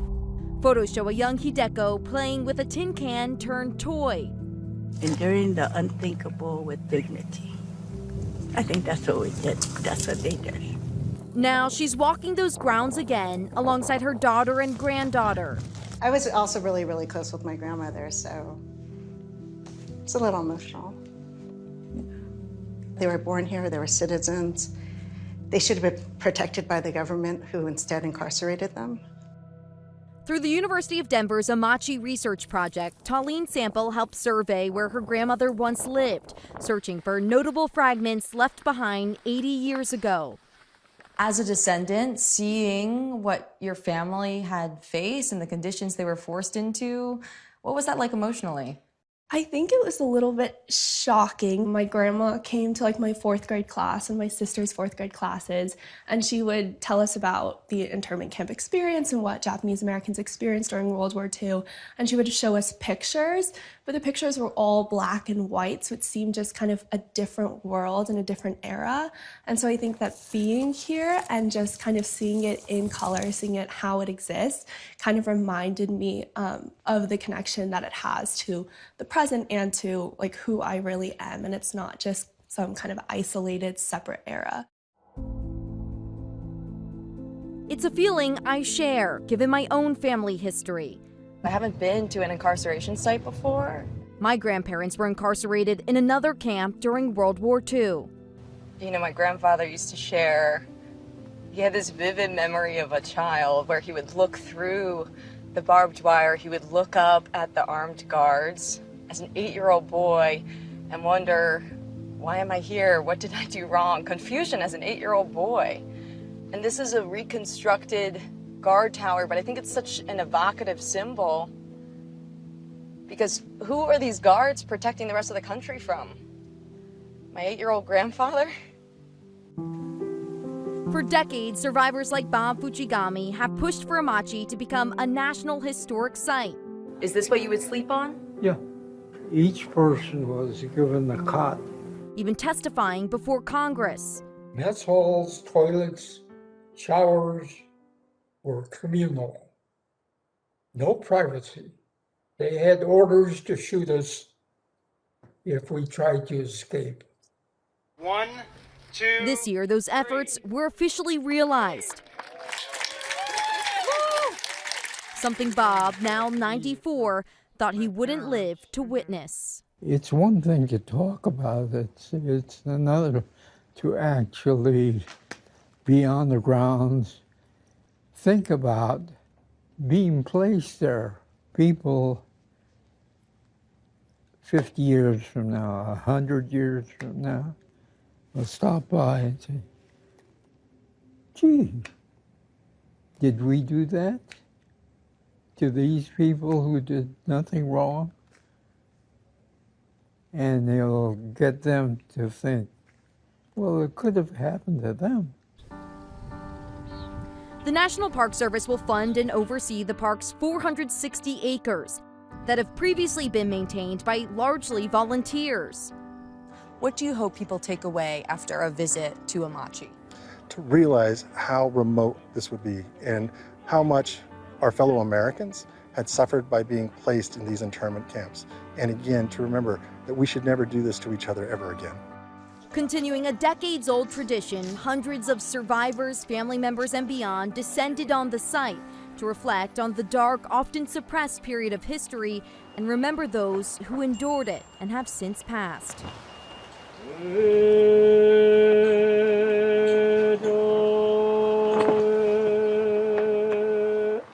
They were doing the memorial service, and there was a breeze coming through. And it was almost as if they were saying, well, thank you for being here, and don't let this happen again. It's important to remember.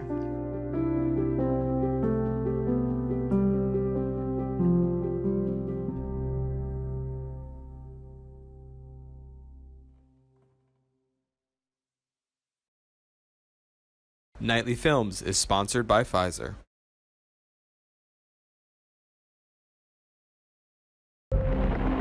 This invasion needs a couple of things. You're looking at weather. You're looking at tides. When it comes down to it, you're going to have 3 days in June. The weather comes in from the west. So what you really need is a meteorologist in Ireland. My name is Fergus Sweeney, and I am the grandson of Maureen Sweeney.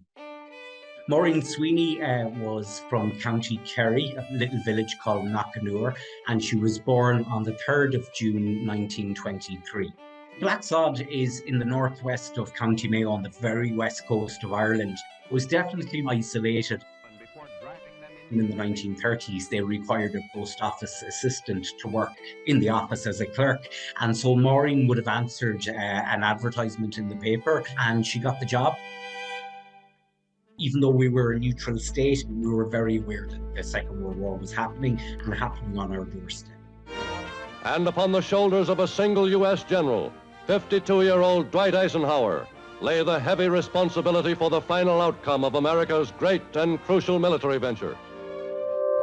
My name is Rob Citino. I'm the senior historian at the National World War II Museum.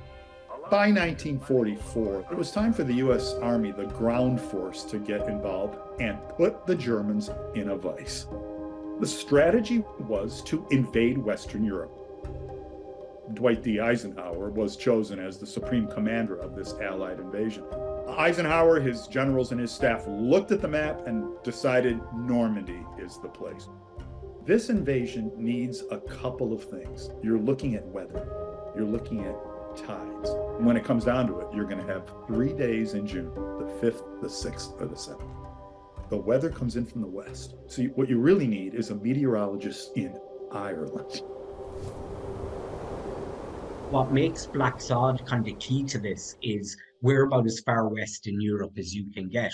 So that's of a huge benefit to the British at this stage in the war.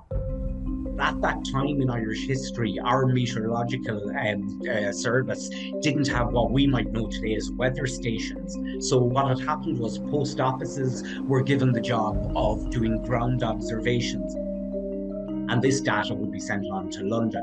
They need every advantage that they can get. So now they're getting the weather every hour on the hour. Eisenhower has a chief meteorologist whom he consults every day, a British group captain by the name of James Stagg. June 3rd, 1944, that's going to be Maureen's 21st birthday. She would still be doing the late night shift in Blacksod Weather Station from about 12 midnight until about 4 or 5 a.m. that morning. So at about 3 a.m. on June 3rd, she's going to do a reading, she's going to check her barometer in the office, and she's going to see a rapid drop in pressure. It was going to mean bad weather over the British Isles and over the English Channel for the next couple of days. She's going to relay that information to the Met Service in Dublin. Then the Met Services in London, they're going to pass that information on to Allied Command. This little weather station on the west coast of Ireland is going to be kind of a linchpin to their decision making. They want to make sure that when they get Maureen's readings, that these readings are accurate, and they're actually going to make 3 phone calls to the weather station in Blacksod. And my grandmother says that it was a squeaky-voiced English woman who rang first, and she would have asked Maureen to check her numbers, repeat her numbers. And then a gentleman came on about an hour after again. Must have thought we were half asleep. We were up all night. So they check their numbers and they repeat their numbers. Stagg is aware that there's a bad weather system in the Atlantic. With Maureen's 3 a.m. reading, he knows now that this weather system that's in Blacksod is going to be sitting right over the channel and on the coast of Normandy for June 5th. Stagg immediately goes to General Eisenhower and says, "I'm worried about our plans for the 5th. Had the Allies decided to invade on June 5th, they would have had a catastrophe on their hands. 5, 6, 8-foot swells in the English Channel.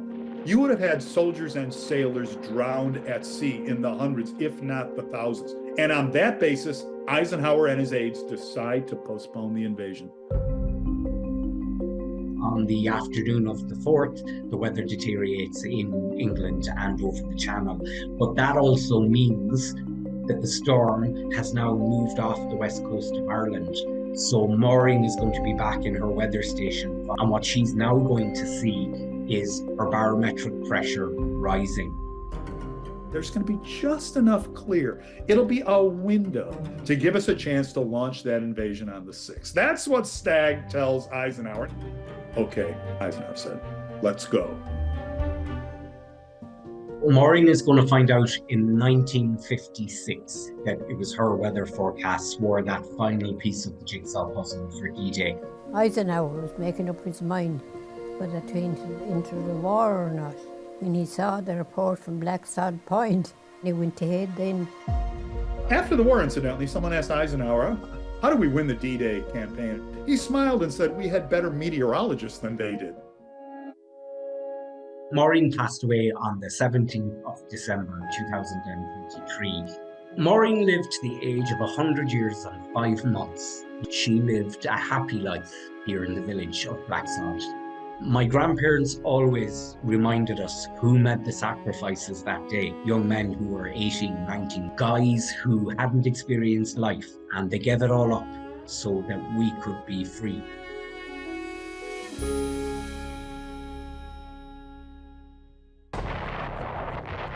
We were all 18, 19-year-olds.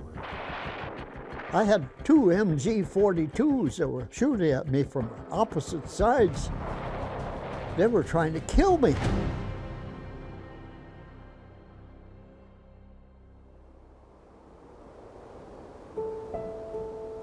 My name is Jake Larson.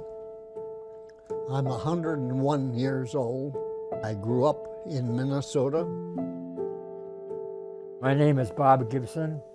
I've lived in Hampton all my life practically. I'm 101 years old. I was drafted in my senior year. I was 18 at that time. The D-Day operation was known as Operation Overlord. It's one of the greatest military operations in history. You had almost 7,000 ships involved, 9,000 aircraft in the sky, 1.5 million men who were geared up for battle that morning. It took, I forget how many hours to go across the English Channel, but it was rough, I'll tell you. It's a flat bottom boat on what they call a Rhinal ferry. It's nothing but a big pontoon. The Allies are landing across over 100 miles of Norman coastline. You have Utah Beach and then Omaha Beach. There's Gold for the British, Juno for the Canadians, and Sword for the British. Utah, all young fellows, 18, 19 years old. I was on Omaha Beach. I was an operations sergeant.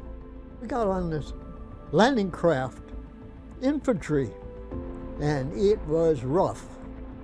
I drove a tractor on it with a 90mm gun on the back. Our job was to get that gun on the beach and get it there as quick as you could. And we were to guard an ammunition dump as soon as we could get on the beach. Was I scared? Never scared. Of course we all knew there's a possibility of us not coming back. I never gave it a thought that I wouldn't make it. The Germans had troops and fortifications and guns at all 5 of those beaches. I was on the easy red approach. The pilot got a little bit scared, so he let us out a little bit soon. We were in water right up to our chin, and we should have been up to our waist. We got off of the Rhino Ferry onto the beach. We had to go in a half a mile, 3/4 mile. We went in. They were killed en masse. 75-man platoons, 2 and 3 survivors in the opening minutes. More people killed on Easy Red than any of the other landing strips. I didn't get a scratch. And some of them never even made the beach. And that's the part I don't like to talk about. Because you had to run over people to get on the beach. And that's tough, let me tell you. I had 2 MG-42s that were shooting at me from opposite sides, from above. They were shooting from the cliffs. I'm down on the ocean. They were trying to kill me. The Germans had pillboxes. Our biggest problem was to get these fellas out of the pillboxes. I'm waiting for them to stop shooting. So I turned my head, and there was the body of the soldier laying there, and his helmet had no head in the helmet. This guy is telling me, get up and run right now. And I did, and it was like magic. The MG-42 machine guns both shut off at the same time. I was 5'10". I weighed 120 pounds. I'm glad the Germans aren't good at shooting at toothpicks. I made it to the beach. The next thing I can remember, I was digging my foxhole. I was looking to set up that command post. That was my duty, and we got it set up. It was still hot for the 5 days, but it calmed down. The troops got ashore against German opposition and with losses, but managed to get ashore and establish themselves very firmly. Pretty soon you have over 1 million Allied forces ashore in the Normandy beachheads. The war would never have ended in May of 1945 if the Allies hadn't landed in Normandy successfully in June of 1944. 99% of the generational cohort that fought World War II is gone. There's so many people buried over there. I have no one left. No one. Here's that generation. They did great things for themselves, for the country, and for the world. God, I miss you guys. And I'm sorry about leaving you there. But if it wasn't for you guys made it possible for me to come home. You led the way for me. And I'll thank you for the rest of my life. You are the heroes.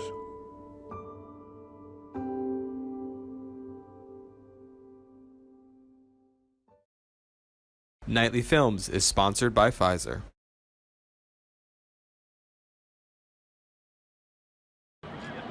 For fans of 22-year-old Raja Caruth. There it is, Raja Caruth wins it at Las Vegas, first career win. His accomplishments might seem to be flying in at breakneck speed. Are you telling me only 4 years ago was your first race? Yeah, coming on 5. It'll be 5 in June. And so to be at this level, I feel pretty proud so far. The number 71 truck for Spire Motorsports. Caruth just became the third black driver in NASCAR's history to win a National Series race after Wendell Scott and Bubba Wallace. Did you see that as part of your mission? The passion was the main thing, and it still is, right? It's authentic to my background and who I am and my family. But at the same time, I'm here to be a racer. Revving up that passion with video games as a kid, then iSimulator machines as a teen, Raja had an entry-level version rigged up to his MacBook at home. So you even have like tire pressure in there? Oh yeah, you can see all the stuff. Then upgraded to this full-scale setup that's surprisingly realistic and challenging. I think part of your car just came off. That's not good. You're missing a bumper. It looks like your car is toast. You'll need a tow back to the pit lane. This is my car right here. This is the car. What happened to the front of it? You hit the wall like 3 times. The new age tech serving as a springboard, rocketing Caruth straight to NASCAR's Drive for Diversity program here in North Carolina. This actual material right here, it is like fit to my body. Where the young driver now has a sought-after spot in the Spire Motorsports garage, his own crew chief, and plenty of kudos from Wallace himself. Yeah. Who celebrated that victory at the Las Vegas Motor Speedway and tweeted, "What a massive win for the little bro. What a monumental win for our sport. Proud is an understatement." Obviously, it seems like you have developed some sort of a rapport with Bubba Wallace.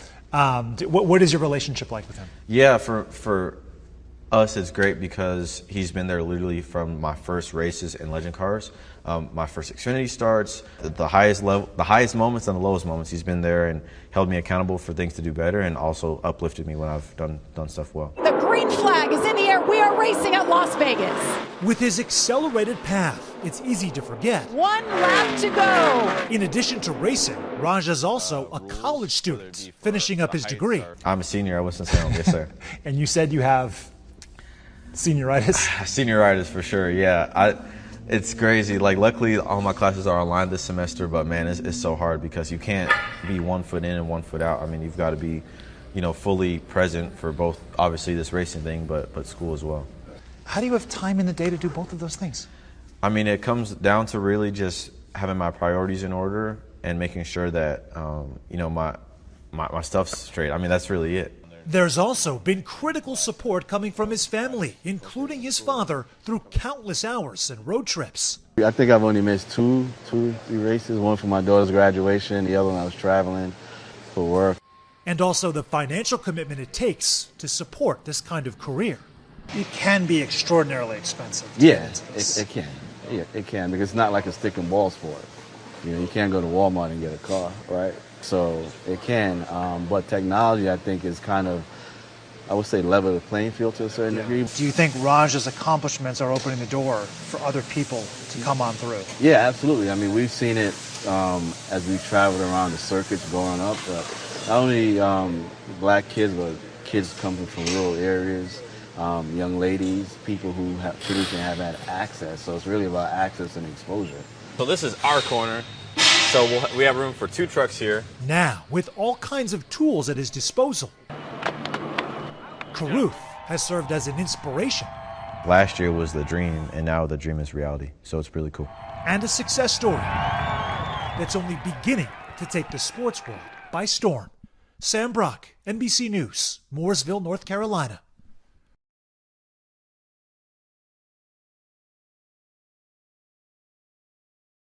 Nightly Films is sponsored by Pfizer.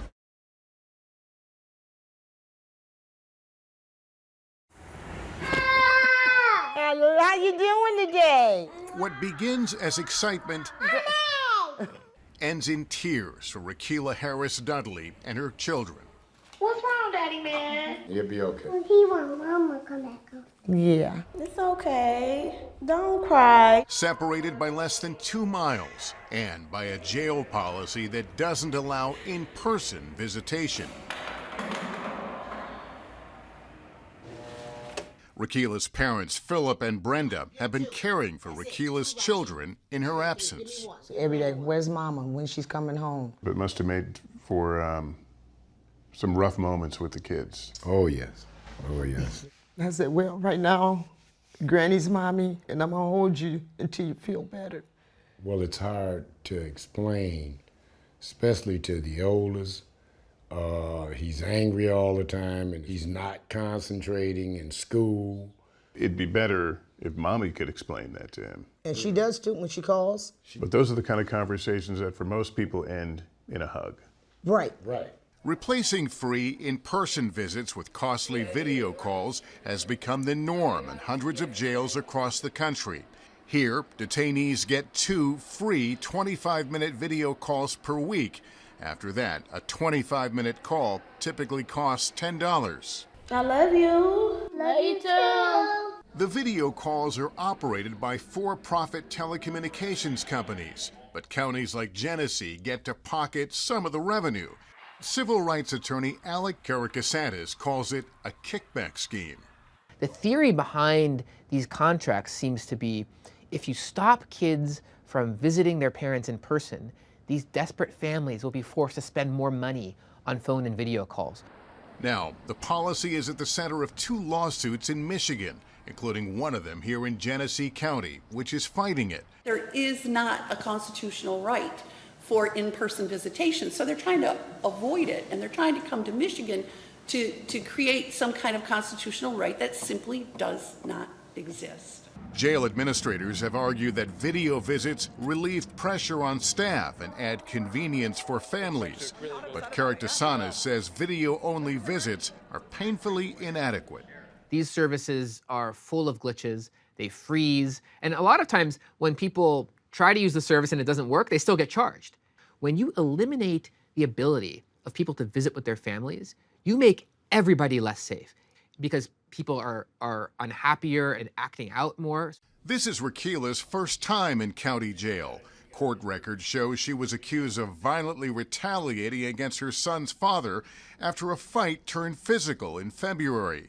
Rakila was left with this scar. Rakila couldn't afford bail, so this screen is the closest she can get to seeing her children. It's very hard for my children to open up and talk to me over a phone versus it is in person. So I want to love on them and give them the security that they need, and I can't do that from here.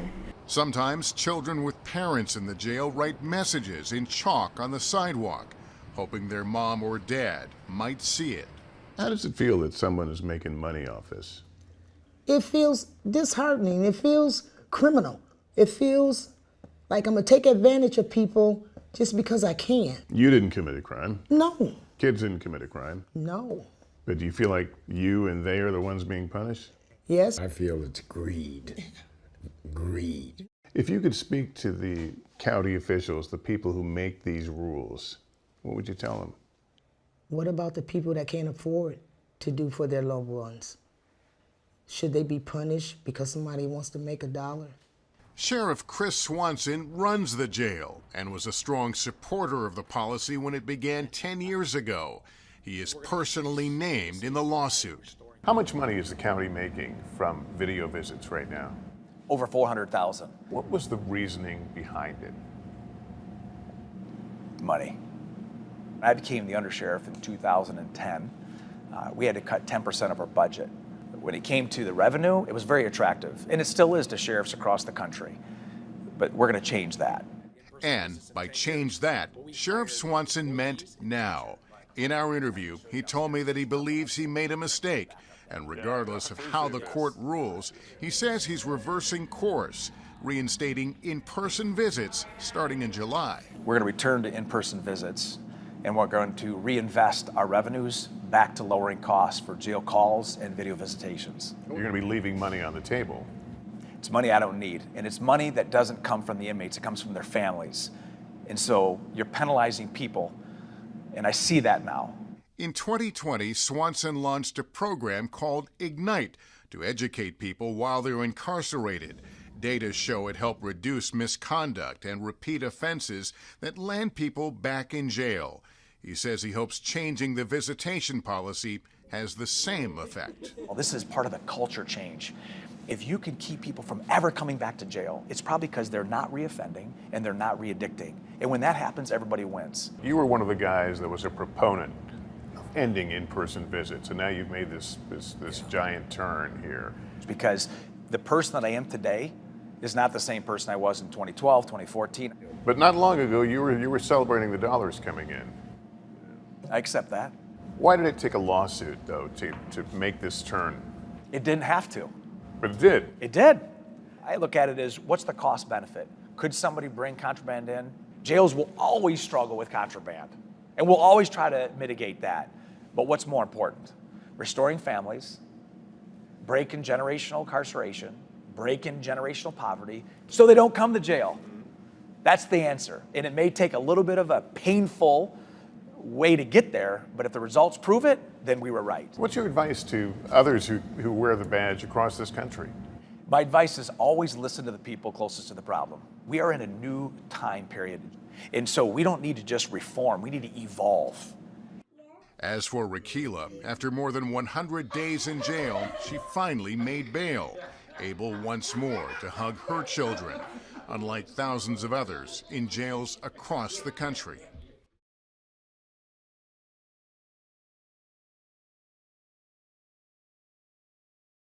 Nightly Films is sponsored by Pfizer. Thanks for watching. Stay updated about breaking news and top stories on the NBC News app or follow us on social media.